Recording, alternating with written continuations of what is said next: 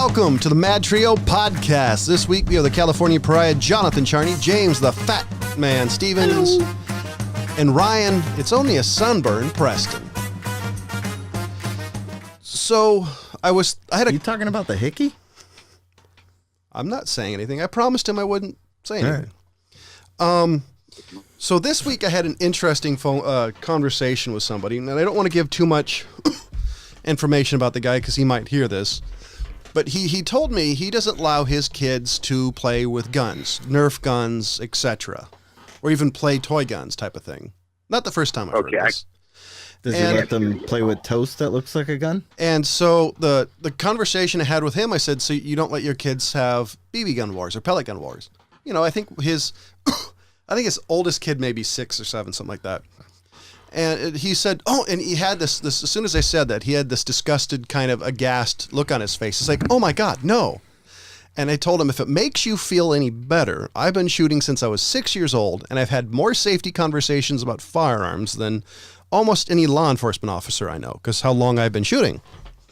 And he's like, no, John, that does not make me feel better. And I thought this was an interesting thing to bring up, was the fact that, and it's probably something we've talked about before, but the differences in viewpoint when it comes to most people and guns. There's people who, like on me, who I'm on the extreme end of it, and I realize that a firearm is pretty much like a shovel. It won't do anything if you just leave it there. Like there's a meme out there somewhere, and I think it's of American Dad, of the gun just sitting there and you know, him saying, shoot, you know, kill somebody. And the other side of the fence where people think, oh, guns are they're dangerous, they're guilty, they kill things. And so I thought it was an interesting, because this is the first time in a long time I've really run into somebody who is basically how the guns are the dangerous thing. Gun phobe? I don't know if he was phobic because I don't know the guy that well, but it was just... It sounds like he falls in the gun phobe category. I'm assuming he's... I mean, if he doesn't even allow a Nerf gun. Come on. I wanted to ask more, but I don't know him that well. But yeah, but the weirdest thing is I know a guy who was as pro-gun as you can get. Granted, the dude was nuttier than a fruitcake, but he was the same way. He was super pro-gun, but wouldn't let his kids play with Nerf guns or play toy guns. Well, see, I can understand that if you're like full extreme gun is you don't want to have the kids thinking it's okay to point a gun at a friend. See, you would do with a Nerf gun or a toy gun. But see, that's the part I always thought was weird, is I've legitimately been shooting since I was 6 years old, and I knew the difference. Like, I knew, okay, this is the end where bullets come out, and this can kill people, versus the Nerf gun. This can't kill somebody. It'll hurt somebody. The same thing with a pellet. Nerf guns hurt? Depends on when you shoot the person, yes, they can. So that was... I'm still not convinced. Well, I still have a BB in my foot. Yeah. So I don't know. It just was an interesting thought, because I always found it fascinating, and I've had multiple conversations with somebody.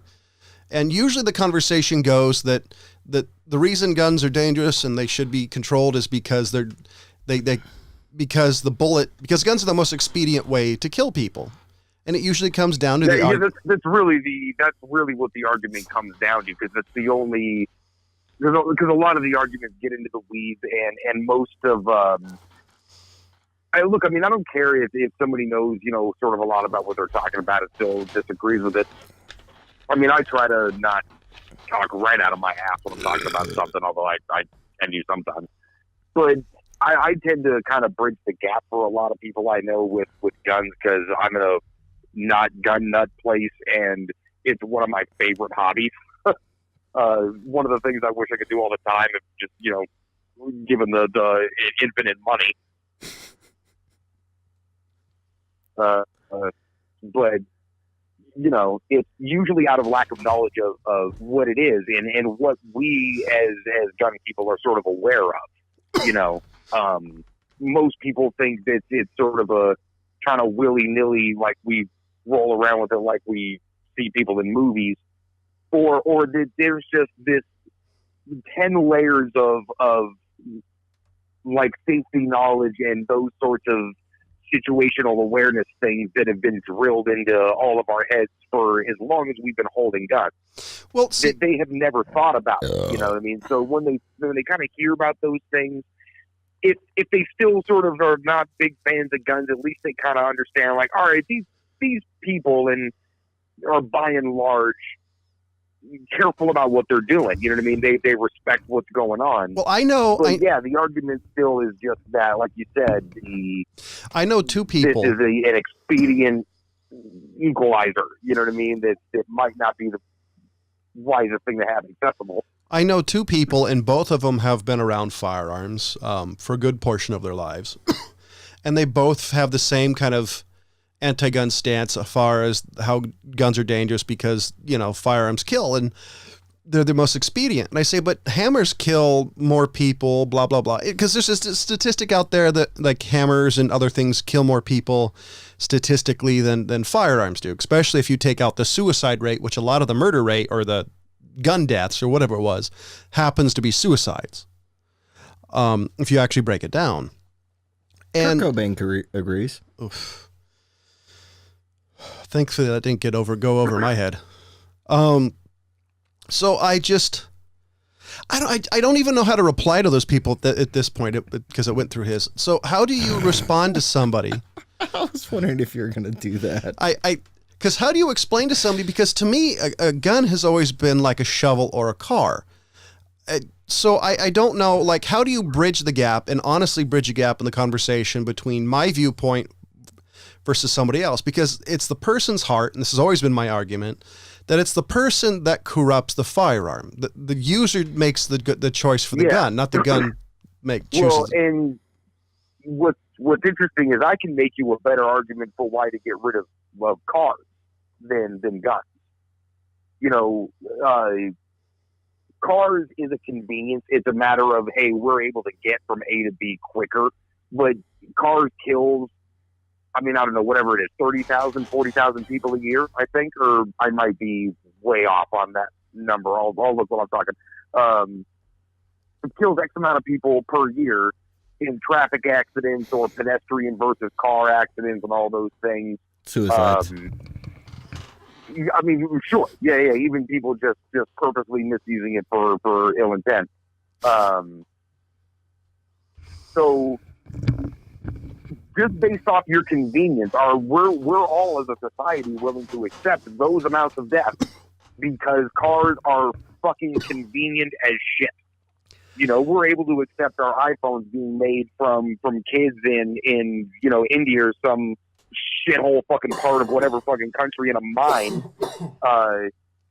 We're fine with that because we got 4K. They make iPhones from kids? I would say that so when it comes down to the one thing that protects us as individuals, you know what I'm saying? Because to me, that's fundamentally what it is we all would have the right to protect ourselves as individuals and not just rely on the people showing up at the right time to save my life, it's a personal choice that we all make, of course. I'm not handing everybody a gun, but I would say that in most of the United States, sans some of the larger cities, I would say cars are kind of a requirement mostly. Places like maybe... Yeah, it depends. Trust me. 3,200 deaths a year. I'm sorry. Holy shit. 3,200 deaths a day. By car? Yeah. Get the fuck out of here, really? Let me put it this way. Like, right now, for what I do for a living, I have to have a car. So didn't they do that DUI shit at your school? Where they did the little bell of every time. Man, well, you know what? I thought I was pretty fucking close. Nearly 1.25 million people die in road accidents each year. So when not electric cars, the Tesla, Google, and all the self-driving cars basically make it absolutely not only possible but morally the right thing to do to get rid of person-driven cars, and people the recreational drivers of the world are going to get up in arms about this is horse shit. I want to drive my car. How dare you take my car from me? Well, but I have to have a car. So I would say, depending on where you live, cars are convenience versus a necessity. I would say for where I am, cars are a necessity. Granted, you could make the argument. How far do you drive? About an hour a day, one way. About an hour one way. Let's see, that's about, I mean, where you are, you're doing actual decent speed limit. So about 60 miles.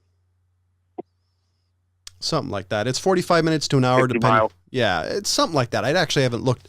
I used to know, but since I do the drive all the time, I haven't tracked it, or I don't remember. But so the thing on the gun So thing. that's a decent ride on a horse you're doing. I mean, you could do that on a horse in about an hour and a half. No, Maybe an hour 40. People do an hour 40 If you commute today, don't kill the every horse. day on the way to work. There's That's people who live in Los Angeles and they work in like Riverside, which is a good hour and a half away, and so they make that commute every day. I think that you should get rid of your car and get a horse. yeah. No, that's more than a couple. Cheaper? That's more than an hour. Let me. That's Do you not, know how much Yeah, it no. costs Anyway, to feed a the- goddamn horse? Yeah, I mean about as much as your house, or Have you ever heard car of payments, the maybe dental twice times bill two. on horses? actually no. Well, Those are freaking insane, dude. The horse dentists make like 6 figures a year. Damn. oh man, So you got to live in the right area though. Yeah, To get- you do, but kind of to kind of circle the wagons a little bit closer to the argument was how do you I don't know how to bridge that gap of the differences in viewpoints because somebody That's the thing is there's not a way. There's regular discussions to be had. I mean, I think we should start talking about like where to actually draw the line. well when let it comes me put it to this way. protection. Being from California, a California pro-gun, and I'm literally as pro-gun as you can get without being incredibly wacky, is the fact that I'm done compromising. In the state of California, you always get, well, we're just going to do this, and they check a little off. And, oh, we just want this, and they check a little off. It's a death by 1,000 cuts. Now they're talking about, now in California, they want you to register your ammo. Then what they want you to do is they also want you to register uppers and triggers and barrels. So you're going to have to do that and go through DROS. And what they really want to do is they also want to take away semi-automatics because those are dangerous. So in California, as a gun guy, I don't compromise anymore. I will never compromise on my opinion on the Second Amendment because the liberals, hold on, I'm not finished. The leftists, not the liberals, the leftists, douchebags. the leftists, for some reason, don't want you to have firearms, which I don't understand because I don't know any leftists personally that like cops, but they all want cops to be in my neighborhood in seconds. So to quote my local sheriff, when seconds count, cops are minutes away. By the time law enforcement's job is to not stop crime, it's basically to solve crime. They do everything after the fact. Law enforcement's not proactive. And there's there's deterrent Minority factors, report. obviously. I mean, it's not the Wild West anymore because there's cops around, and you don't really want to rob the liquor store because the cops are there. Don't use that term Wild West again. Hold on, I do want to. I want to amend one thing. Is I'm totally for self-defense, but I don't particularly want to shoot anybody. I have no desire to kill anybody. I do. Just not. Yeah, no, I'm. Like, just to make that clear, because I've actually had people ask me, "Have you killed anybody?" Yeah, I mean, shit. 'cause- Well, and the correct to the response audience is, are you out there, I need volunteering? to clarify. No, I'm I not. need to clarify something. Not you. Yeah, I know, but sorry. What? I need to clarify something for the listening audience. Anybody who ever meets or engages with James in any way, via email or in person, any function, run into him anywhere like that, keep in mind one thing: you're talking to a crazy person who, if you ask a question to, you're not going to get a normal answer.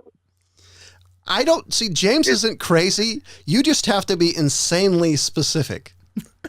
Like you have to. See, that's the point. Is it's almost on the spectrum with how fucking literal people take you. He's like Drax the Destroyer, but not as dangerous and a little bit wackier. Right. And he's doing it to make you look like an asshole. Yeah, true. Which is really easy most of the time. So, but yeah, no, look, the attitude of, and look, man, I understand, you know what I mean? I've talked to many of folk and I definitely get it. But the attitude of, the not compromising and all these things, you basically sound like every NRA person that the left is citing when they say these fucking assholes won't compromise, so we won't compromise either. But here's which is the exact reason nothing is getting done. But here's the thing. Here's my idea.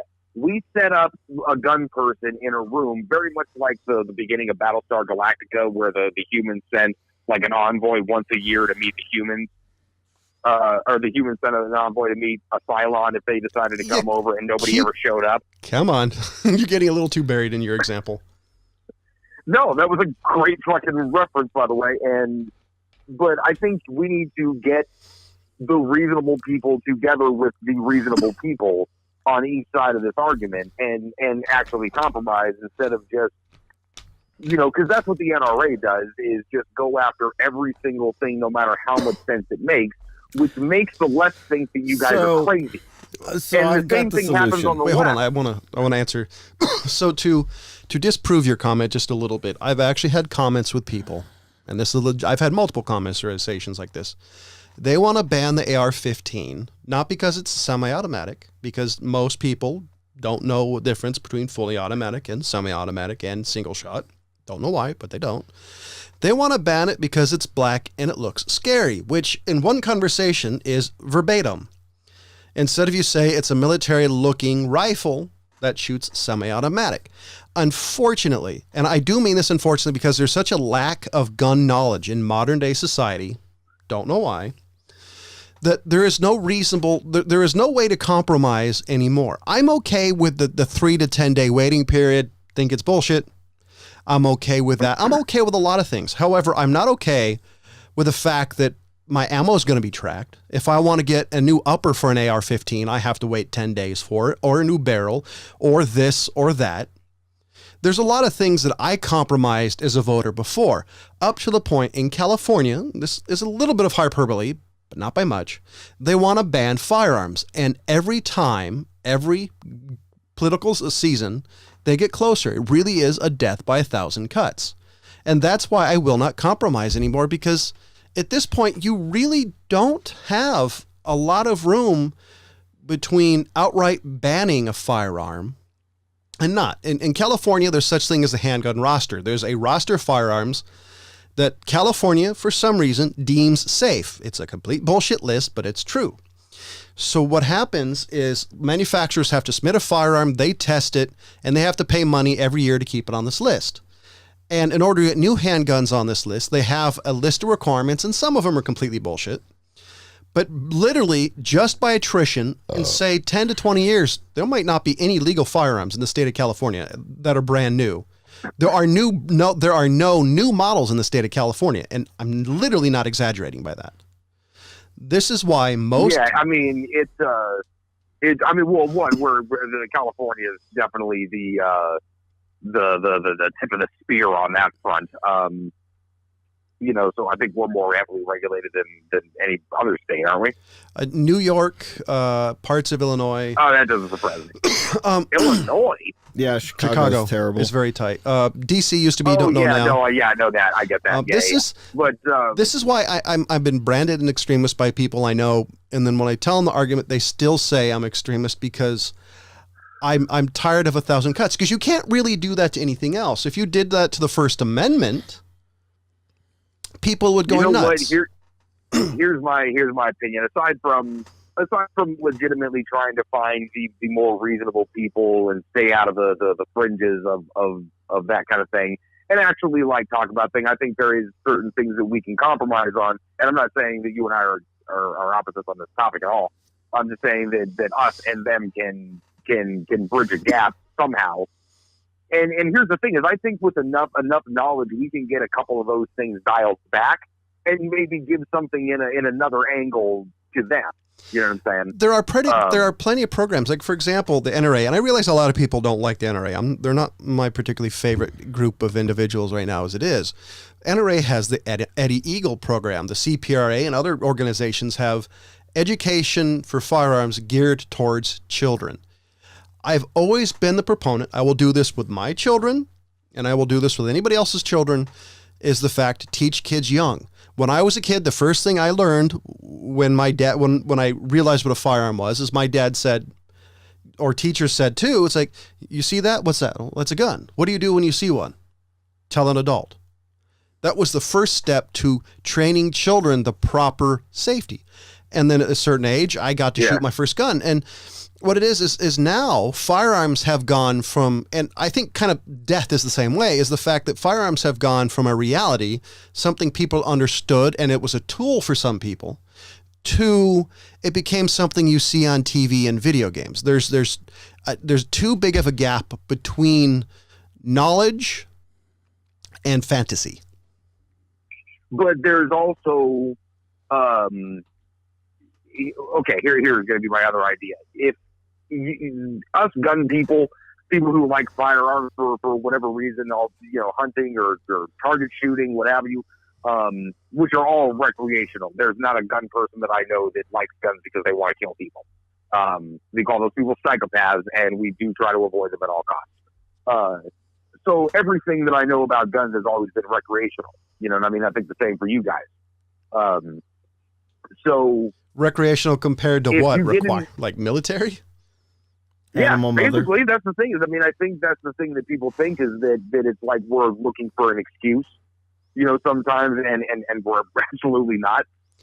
I've known a few people like that were, you could tell that they were nice, ordinary individuals, but they were a little bit closer to let's let shit happen versus me, who's like, fuck that. But here's the thing: is ask those people, the people that you talk to like that. I mean, fuck, if you got some spare time, ask them if they want to go shoot it. Take them to an indoor gun range and show them what it is. I think education in this thing, just people going there. Like I took my girlfriend, and she's still not a fan.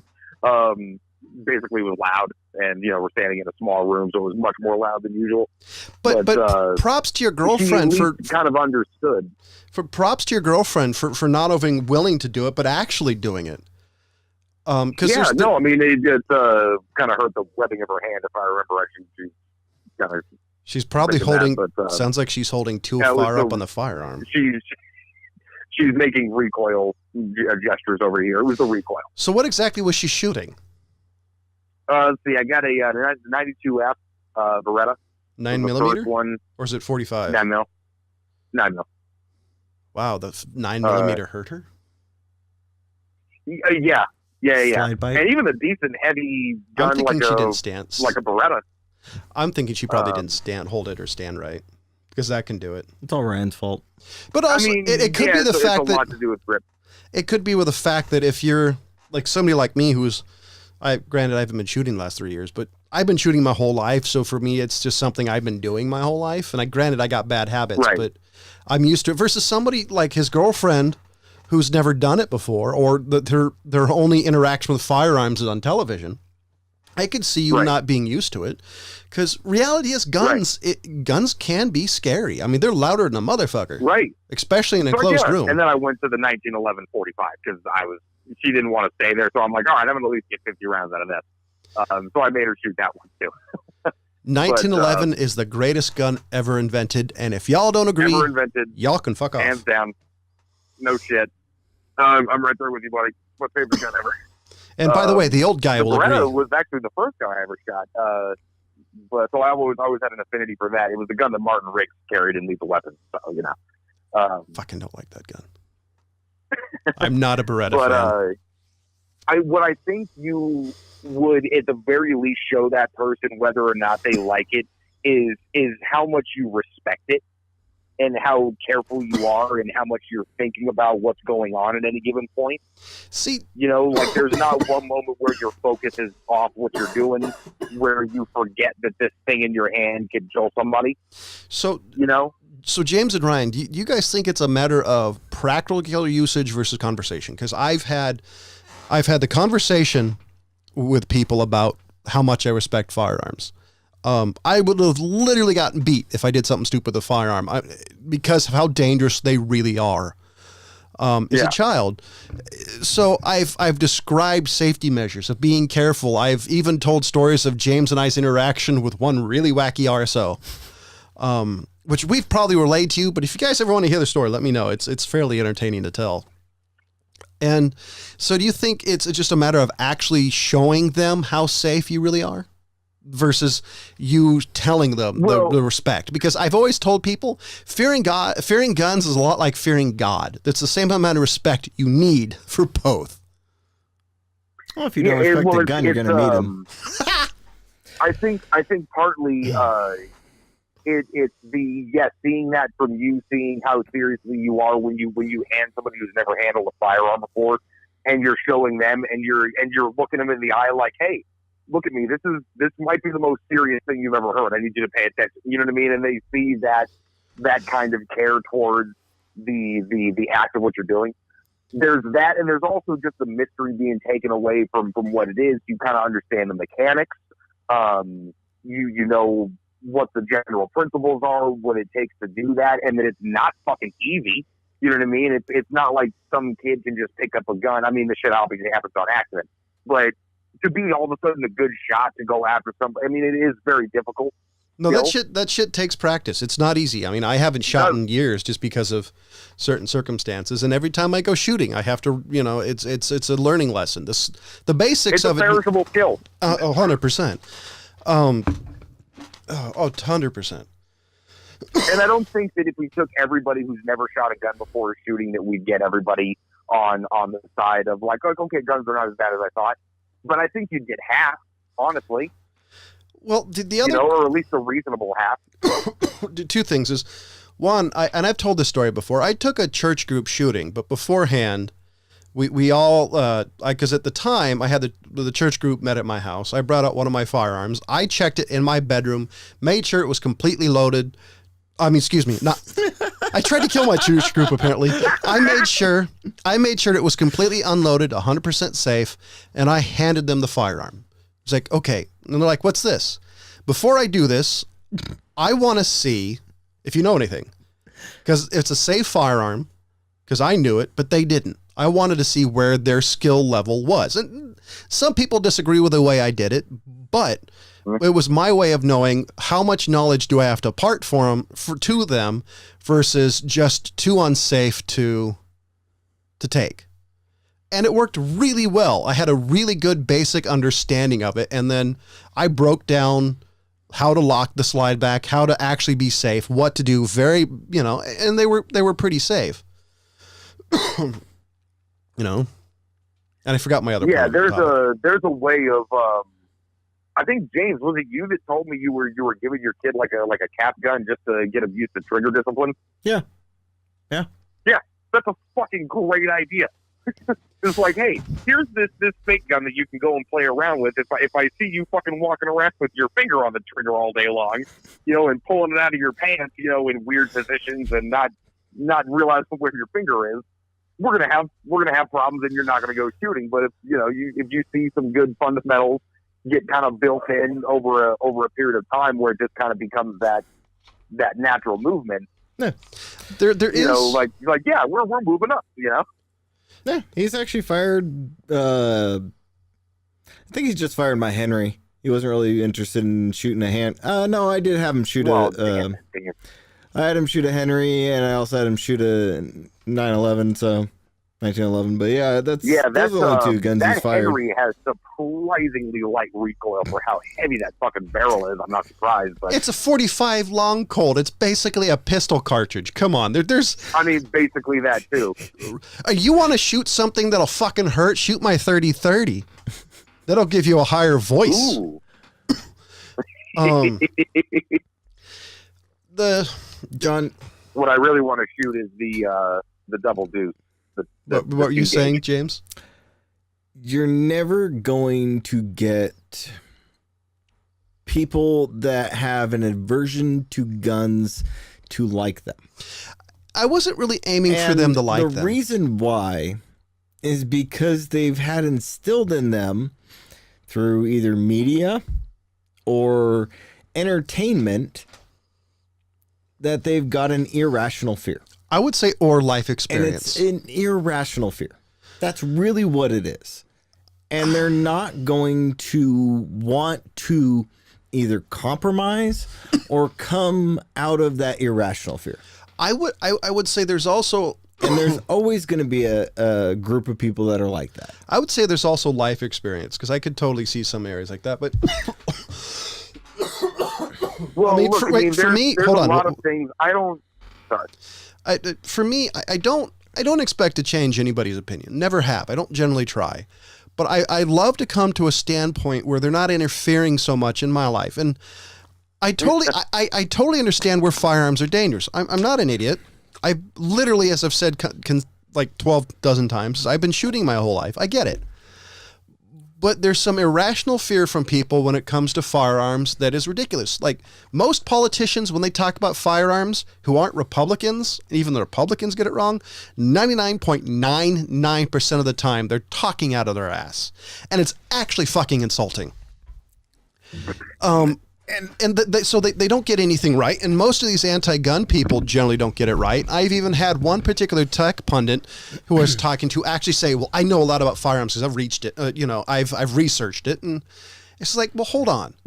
Have you actually gone out and shooting for an afternoon? Have you had some fun with it? And he has PTSD now. Right. So it's just, I don't know. It just bugs me because there's no middle ground, and I don't understand them, because everything in life to some degree is dangerous. I mean, are they afraid of gun people? There's a lot of mass shootings that have happened in the last so many years, and everybody's response to this is it's the gun issue, it's the gun's fault. And my whole thing from the beginning was, why did this person do that? Did the system fail in some way or another? In some of the shootings, the system totally failed because of some reasons or another. Now, can we fix that? Okay, the other reason, did what happened? Is there something in society that has been happening that is more stressful? Are they not getting help? That's always been my opinion. And you talk to all these anti-gun people like, oh no, it's the gun's fault. So if there was no gun available, would this guy not blow himself up, not do something?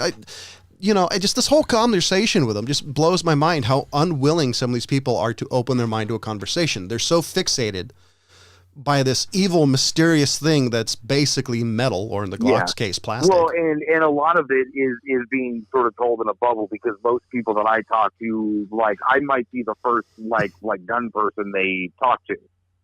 You know what I mean? So, like, if I get into a conversation with somebody, and this probably happens a lot more to me than you guys, because you live in an area where it might not be as uncommon. To like have an uncle or somebody who you grew up with around who likes guns, but people around me they sort of talk to themselves, and they kind of get into the feedback loop of everybody not knowing anything, but everybody sort of hitting the same talking points. So when I talk to them, I try to come at it from like no, I get absolutely everything you're saying. Let me offer you some more information and a perspective that you might not have. I think part of it. Here's what we think. Like you guys think of us as one way, and you'll get people who have this idea of gun people as like straight up rednecks. Like the shotgun on the knee and the beer in the other hand. That sounds funny. And to a certain extent, I mean, obviously that we can't pretend those people don't exist. I would say that the main disagreement between me and the people I know who are anti-gun is it comes down to the person or the gun. Are guns evil or the person evil? And that's a conversation. It's a viewpoint thing. It's a worldview thing. And I don't think there's any way, like James says, I don't think there's a way to change people's opinion when their automatic opinions, like the gun is the one doing it. It's because when you explain to them how firearms work, a firearm basically keeps, basically what it is, it's a chemical reaction that causes pressure, and the pressure blows out the bullet. Hasn't changed in hundreds of years. No, it's a projectile. And it's a very simple concept that can be replicated whether or not there's gun laws. It's a projectile weapon. Yeah. We have used projectile weapons since throwing a fucking rock. Okay? It's the same principle. 100%. It's just that it moves at a faster pace. We move from throwing a rock to throwing a rock through a sling, through throwing a not for nothing. sharpened rock on a stick. A fucking slingshot can do a lot. I mean, we did a string on a bow with I mean, that's where we ended up. And then we finally went to a gunpowder reaction with a chunk of hardened material that ended up being lead, and it just kept going from there and there and there. Do you think we as a country, or we as a people, and I just mean the U.S. because I don't really read gun stuff outside of the U.S., do you think we're more risk-averse culture? Because I'd have to say, as much as it pains me, to some degree, firearms are a risk. Nothing risk-adverse culture? Yeah. Did you just make that shit up? No, I didn't. Because what do you think, Ryan? What about what? Do you think we're a more risk-adverse country? Basically, meaning that we as a country have decided not to take as many risks. I think comparison to who? The way we used to be, like fucking lawn darts were a thing. You couldn't do lawn darts now. I mean, look, I mean, there's certain things that obviously have to be like okay, too many people are going to misuse this, and holy shit, lawn darts was kind of a bad idea because. Well, yes, but I meant like compared to like firearms. For firearms, for example. But there's so many fundamental reasons why that's, for one, on sort of equal par with a number of other things, but also fundamental to the foundation of the country, and not even just like remember our heritage and yay USA, but I mean, really, I mean, when I well-regulated militia, you know what I'm saying? Like we did that so we wouldn't have to potentially. Do you want the King of England coming into your house and pushing you around? That's also why they put it in the Constitution. You couldn't require people to house soldiers. Yes. Right. Read your Constitution. So it's basically stopping like a dictatorship. If ever in the future there'd be a civilian uprising, essentially. But little did you know, thanks to Big Brother and Amazon, you don't have to house a soldier. You're purchasing it. The fucking echo. Not to mention, there's no way we're ever getting drones. So but here's the thing: is that anybody trying to run a dictatorship really wouldn't do a very good job because there wouldn't be any people. You either have to kill us all or imprison us all. At which point, how do you run shit? What are you running? You're running land. Yeah, what was it? God, I wish I remember this quote because it was a really good quote. But the basics of the quote was saying basically what you do to make a dictatorship is get people to walk inside of it. You make it look comfortable and safe and fun and all this. And the people voluntarily lock themselves in a cage. I don't know. Yeah, I mean, well, yeah, of course. I mean, and there's a lot of things in the government that are sort of geared that direction that are, slowly kind of just keeping the power right where it should be. I'm not trying to sound like a conspiracy nut, but I mean, it really is true. There's a lot of systems that people have a short memory on that have been going around for a long time. I mean, it's like the corporation having a plan for the next 200 years for their growth and development. The country does too, even though we might only be able to look 5 years or in the past or in the future.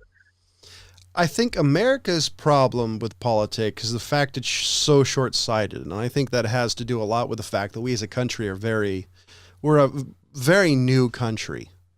So, and we're, I think, we're the longest running democracy. So there's really not exactly a guidepost on how to keep American-style democracy running. Because I don't know if there's a whole lot of other countries that actually run a democracy like we do. If there's any other countries. I don't know, maybe one or two. Because a lot of them run off the parliamentary system, which always looked really entertaining. Because if you ever watch the British Parliament, those fuckers are cruel. They're highly quick-witted. I once heard a British politician, I guess he got dragged to some sort of United States government thing, and he basically said that American politics is incredibly boring. Which is true. Ever watch C-SPAN? Half the old dudes are sleeping. And then there was John McCain playing poker on his cell phone. Do you blame him? I'm surprised he stayed in government as long as he did. So to give people a reason why firearms should be banned, at least from some people, repeat felon drops drugs from his rectum after shooting himself in the testicle. Cameron Jeffrey Wilson, 27, was carrying a pistol in his front pocket while in Kashmir, Washington apartments on April 5th when the firearm accidentally discharged, pierced his groin and thigh. Wilson, however, wasn't just a felon. He was commonly known in law enforcement circles as a recidivist. So basically, this 27-year-old felon, who's a 13-time convicted felon, got a hold of a girlfriend and then shot his testicle off. Man. Did she shoot it off or he did it himself? He did it. So the story, he had it in his front pocket, and for some reason it was pointed towards his nuts. Somehow it went off and blew one of his nuts off. I don't blame the gun. It's the first time it's like, huh. I actually applaud the gun. Good job, gun. Let's see. Why the Washington... missed one. One class. And that guy still has nuts. Why the Washington... that's day one kind of shit right there. You know what I'm saying? And I bet he was wearing mesh, like, basketball shorts. And here, this is the funny part. So why the Washington criminal justice system had played a year-long game of catch and release with Wilson through 13 prior felony convictions. 13 times, and he was let go like a fish. What state was this? Washington? Washington. That's amazing to me that you can get 13 felonies and get released. Because even California used to be, fuck that. Lock his ass up. Wow, I guess Ryan just like, fuck you guys, I'm going home. I was trying to talk to you and you just kept cutting him off. And he is home. I'm getting him back. Ryan, are you there? Yeah, I'm here. Okay. So did you hear my last sentence? No, I missed the funny part, whatever the funny part was. The part that I thought was funny is because, so let's see, where was it? 13. Oh, yeah. Why the Washington criminal justice system had played years-long game with a catch and release with Wilson through 13 prior felonies. So basically, they treated this guy like a fish through 13 felonies. 13. Could you? 13 felonies. And he was, I don't know, that just amazes me that you can get 13 felonies and not at some point in time get an extended stay in jail. They were just waiting for him to become a eunuch. Yeah, look, I mean, like One more chance I'm and he will really be. not a fan of the three strike thing, but there's a fucking line. You know what I mean? Like, obviously not in Washington.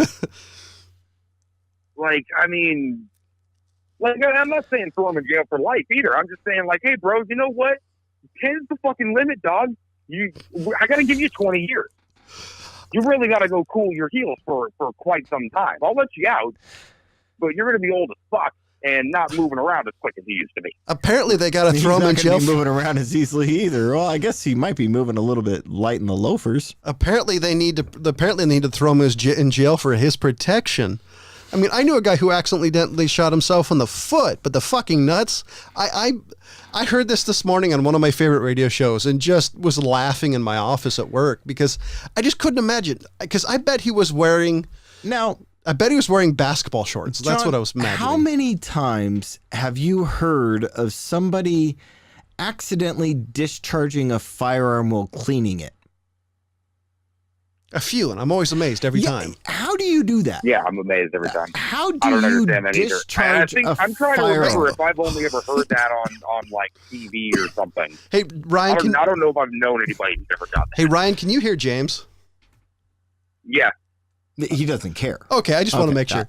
Because if you read the instructions when cleaning firearms, it's like step 1 or 2 after take cleaning products out of package.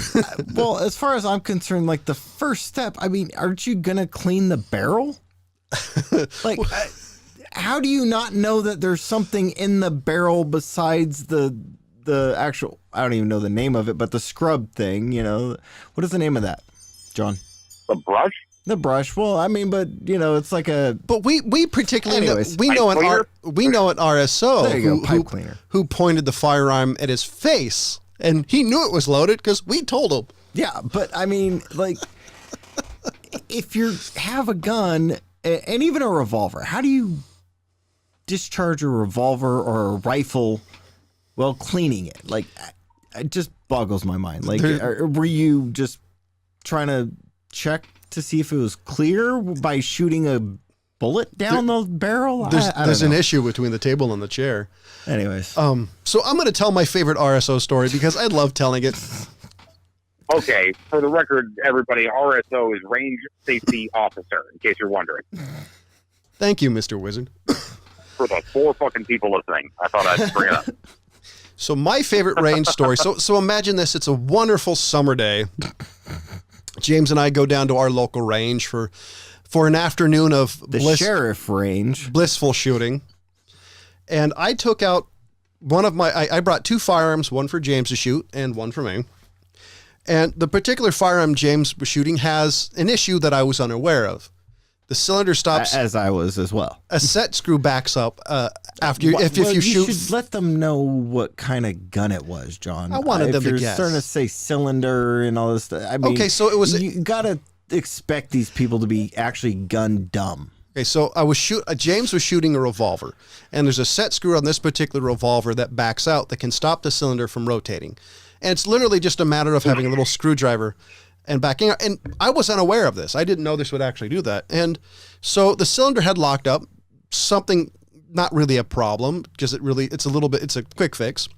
This particular range safety officer and all his moronic gloriness, this wonderful man decided to point the barrel, the business end, the thing the bullet comes out of, at his face with his hand in the trigger well. Now, if you don't know what the trigger well is, it houses the fucking trigger. He gripped it with his 4 fingers near the hammer, 1 finger on the trigger well. And this jabroni was looking at the barrel end of my firearm. And James and I look at each other and back away. Because none of us wanted to big step backwards. Because James and I, you could tell the look on her face was, we don't want to get any of this on us. Like, it's bad enough we're going to have to explain how the guy shot himself with my gun. And it's a story that James and I have told for years just because we can't believe it. We're like, this guy. What kind of gun was it? It was a 357. Oh, Jesus. And it was shooting. No, it didn't matter at that distance, but No. And it was factory loads, too, which is the reason why James and I were just kind of like, okay, I guess we'll just move diagonal and hope it doesn't ricochet. Oh, man. Well, considering that the cylinder wasn't lining up with the barrel, there was probably going to be fragments of lead flying everywhere with bone matter. If it actually triggered the excuse me, the thing that hits it off. The primer? Yes, thank you, the primer. I love that story because it shows that not everybody thinks was shooting. And this guy actually had to be trained. He had to go to a class. He had to be educated. And let me repeat this. He had to be fucking trained not to point the shooty end towards his face or somebody else. And and somehow he either and slept. It's one of those things that people would assume is a no-brainer, but it's absolutely something people cover.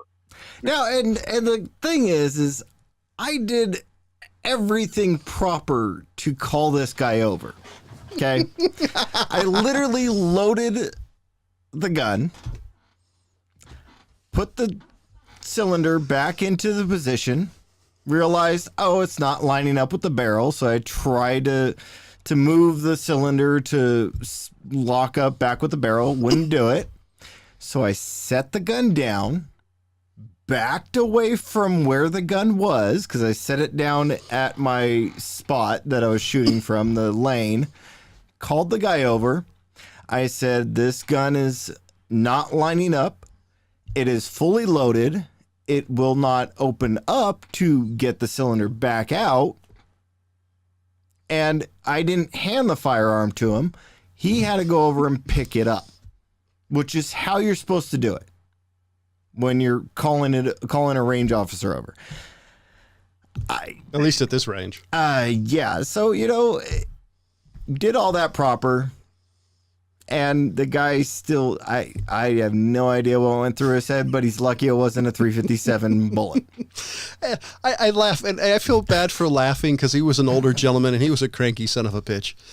But I have never seen in all the years I've been shooting somebody to point the gun, a loaded firearm, at their face to see why it was misfiring. Because there is a chance if say there was a delayed reaction or whatnot, which does happen occasionally, that the gun would go off, which is one of the reasons why James held it for a little bit, set it down, then walked away, because stuff like that happens. It's called a hang fire. Thank you. Yeah, it's just, the fire and doesn't really catch right away, and it might go off in a second, and you want to just give it a second. That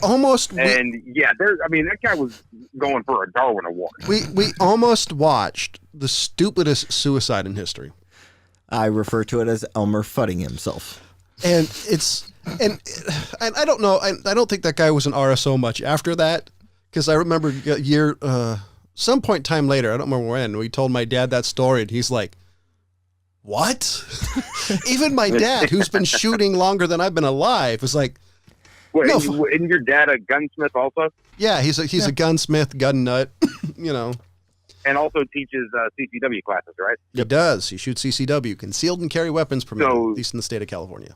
Yeah, that's a trained individual right there. Yes, yes. And I can't describe you the level of shock and awe, to coin a phrase, that James and I had on our faces, because it was something that we never expected. I've never seen since. I don't want to see since. It's just the weirdest experience I have ever had. The other scary thing I've had is I've helped my dad train, in some counties in the United States, in California, in the United States, you have to do what's called range qualifications. So range qualifications generally is you're shooting at a target at different distances, and you have to get in with a certain ring of your target. And I've never felt more unsafe around firearms than then. And I was behind people. And somebody shot a hole through the table. Some people's hands, and it wasn't their fault, but they were older and they should have known better. Some people's hands were shaking so much that if they shot somebody, there's a good chance it would have been the person next to them. Some people tried to be cowboys and be like, do the whole Clint Eastwood thing. And it's just like, can you guys go back to remedial firearm class? The other one was ladies, this is for you. If you're going to go shooting, I love y'all, the fact that you feel free to wear whatever shirt you want. But if you wear a shirt that shows any cleavage, there's a good chance that you're going to get a burn that says, like Colt on it. Because this one chick who was fairly well endowed had hot brass eject from her firearm straight down her shirt, get lodged in her bra. That shit had to burn. So, yeah, for sure. And my dad had a comment. It's just like, my dad's a gentleman, wanted help, but there was no fucking chance he was. It's just like, so ladies, please, as a PSA, don't wear revealing clothing at a gun range unless you want really weird burn marks. And if you're into that, hey, go ahead. Go topless. And let's see what else. There was a couple other ones, a couple other people. Oh, there was this one gentleman that had a firearm that was either older than dirt or never cleaned it because like the trigger was hard, ejecting everything was a pain in the ass. It's just it was just scary as hell. And I never cleaned my. I always love looking down the line and seeing who's got what random ass gun. And I'm the guy who never cleans his gun unless it starts having minor issues. Then I'm like, okay, I'll clean it. Because cleaning guns, like, there's no reason why I should clean my gun after every time shooting. I'm sorry. I have guns that I've had most of my life and I've still never fucking cleaned them. And they work perfectly. So you cleaning Nazis can do something. Clean your gun. Oh, so anybody else have any funny gun stories? Because that RSO story always makes me laugh. No, luckily I've never been witness to anything that insane. Because it's one of the few moments in life that James and I have looked at each other and knew the exact fucking same thought. Because we literally moved the same direction at the same time. It's like, nope. I might have even let out like an audible, ooh. Nope, it was just backup. I think James and I were literally at awe at the level of stupidity we were witnessing. I mean, this is Olympic level stupidity. If there was a sport, he would have been its fucking champion. I have never seen Yeah, I anything. mean, there's some pretty hard fucking fast rules when it comes to firearm safety, and that's one that just scares the shit out of me. I mean, like If you're not that, looking and I to mean, die, I don't don't look even at like a when loaded somebody gun. shoots me with a BB gun. Yeah, I don't think I've ever done that with a BB gun either. Not where the BB comes out, not the side that it comes out of. But I've looked down the actual barrel on the other side to see if it's clear. By the way, it even creeps me out when I've unloaded the firearm. I know it's empty. The trigger's locked back, or what? The slide's locked back, or even the 357. I had to do this at some point because something was funky on it. Removed everything, looked down the barrel on the front, and even that gave me the fucking heebie-jeebies. So yeah. Yeah, cylinder open, nothing down the barrel, and you're just looking down. It still is a weird fucking thing now. it's just